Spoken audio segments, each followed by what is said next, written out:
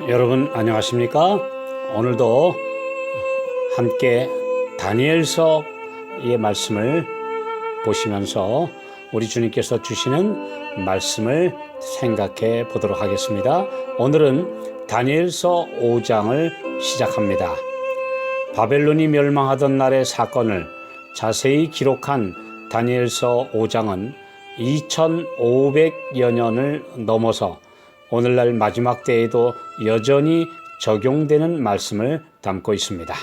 다니엘 5장 1절 2절 벨사살 왕이 그 귀인 1000명을 위하여 큰 잔치를 배설하고 그 1000명 앞에서 술을 마시니라.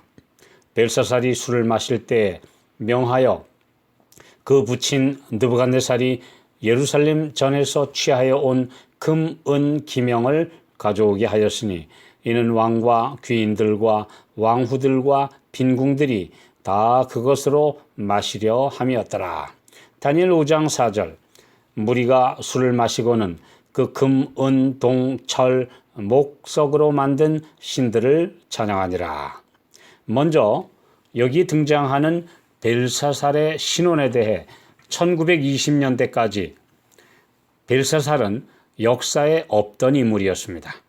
바벨론 최후의 왕은 나보니더스로 알려져 있었고 성경 비판학자들은 벨사살은 가공의 인물이며 따라서 다니엘서는 주전 3세기에 쓰여진 소설 같은 책이라고 주장했습니다.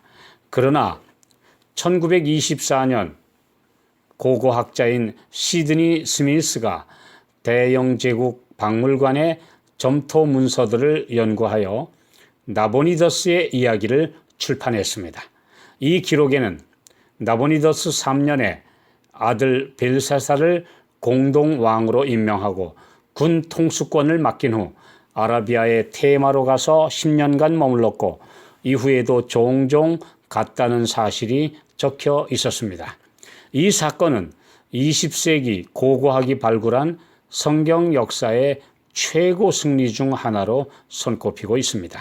특히 술 취한 벨사살 왕이 다니엘에게 글자를 해독하면 나라의 셋째 통치자로 삼겠다는 말을 한 이유도 밝혀진 것입니다. 그 셋째 지리자란 자기의 바로 다음 자리를 주겠다는 뜻이었음이 분명해진 것입니다. 이날은 주전 539년 10월 13일이었음이 역사에 기록되어 있습니다.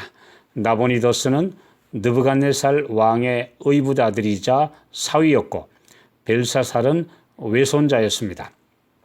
이날은 다니엘 2장의 꿈에 본 신상의 금머리가 떨어지고 은나라가 들어서는 순간이었습니다. 성경 예언의 정확한 성취 앞에 사람은 겸허할 수밖에 없습니다. 예레미야 51장 37절 39절 바벨론이 황폐한 무더기가 되어서 시랑의 거처와 놀람과 치솟거리가 되고 거민이 없으리라. 열정이 일어날 때 내가 연회를 베풀고 그들로 취하여 기뻐하다가 영영이 잠들어 깨지 못하게 하리라. 여호와의 말이니라. 예레미야 선지자의 예언대로 술과 환락을 즐기던 밤에 멸망할 것이라는 말씀 그대로 된 것입니다. 역사가 크세노포는 이날 온 바벨론의 잔치가 벌어졌고 온통 취해서 밤새도록 흥청거렸다고 기록했습니다. 음주와 환락과 신성모독이 이 나라를 영원히 망하게 했습니다. 이미 14년 전인 주전 553년 메대의 속국인 안산 곧 페르시아 왕 고레스는 독립을 선언하고 550년 메대를 점령하여 메대 페르시아 연합국을 세웠습니다. 이 또한 예레미야 50장 9절에 보라 내가 큰 연합국으로 북방에서 일어나 나와서 바벨론을 치게 하리니 그들이 항오를 벌이고 쳐서 취할 것이라는 예언대로 된 것입니다. 고레스의 군대는 바벨론을 공격하기 시작했고 모든 지방 도시들의 우상은 바벨론 성으로 피난을 시켰습니다.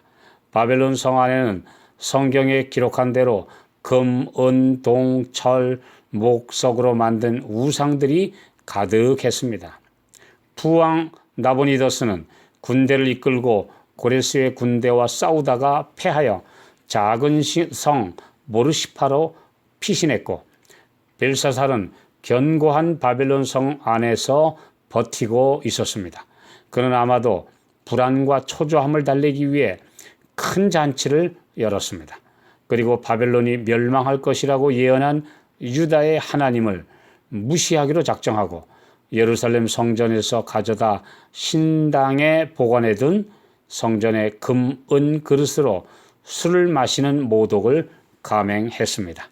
한편으로는 전국에서 다 피신시킨 수많은 우상들에게 찬양을 보내고 도움을 요청했습니다.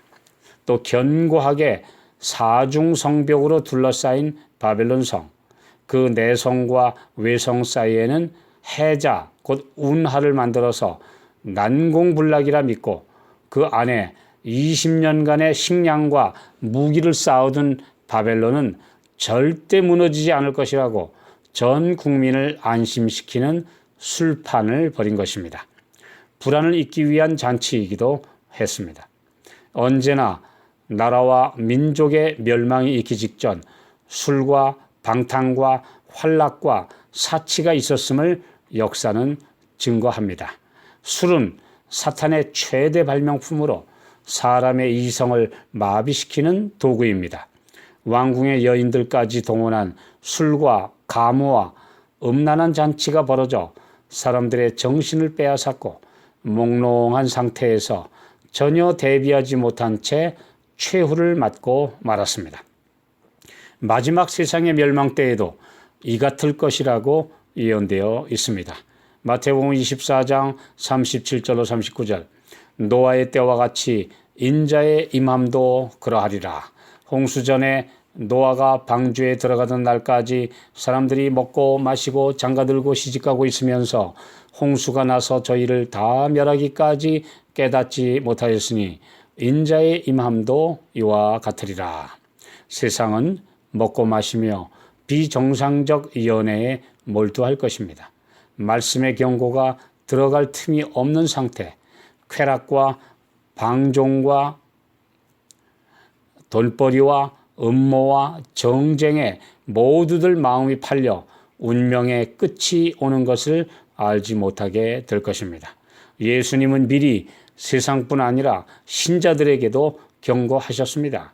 누가복음 21장 34절, 너희는 스스로 조심하라. 그렇지 않으면 방탕함과 술취함과 생활의 염려로 마음이 둔하여지고 뜻밖의 그날이 덫과 같이 너희에게 임하리라. 우리는 어디에 마음이 가 있는지 점검하시고 그날을 위해 준비하시는 성도들 되시기를 축원합니다.